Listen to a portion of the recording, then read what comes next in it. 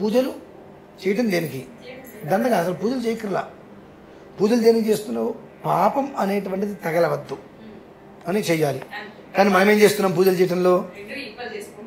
లేదమ్మా, పాపం తగలద్దని చేయట్లా. నాకు పుణ్యం కావాలి, మేడలు కావాలి, కార్లు కావాలి, డబ్బు కావాలి, కోరికలు తీర్చుకోవడం కోసం నువ్వు పూజలు చేస్తున్నావు. ఓకే, ఇంట్లో బొగ్గుల గని ఉంది, నిప్పు ఉంది. ఆ నిప్పులో తీసుకొచ్చి బొగ్గులేస్తే ఏమవుతుంది? కాలిపోతాయి. సో నీకు లోపల మొత్తం ఉన్నది పాపం. నాకు ఈ పూజ వలన ఈ పాపం పోవాలని చెయ్యి. ఈ పూజ చేయడం వల్ల ఈ పాపం నాకు పోవాలని నువ్వు పూజ చేయి. అంతేగాని ఏదో రావాలి ఏదో రావాలి నువ్వు ఎంత కోరుకున్నా ఈ లోపల ఉన్నటువంటి ఈ మంట కాలుతున్నంతసేపు ఏది వచ్చినా భస్మం అయిపోతుందిగా. అప్పుడు నేను ఏది అడిగినా ఇవ్వట్లేదని ఆలోచన వస్తుందిగా. ఆ వచ్చిన దాన్ని మనం యూటిలైజ్ చేసుకోలేకపోతున్నాం అనేటువంటి ఆలోచన మనకు లేదు. సో మనం కోరే విధానమే దోషం ఉంది ముందు.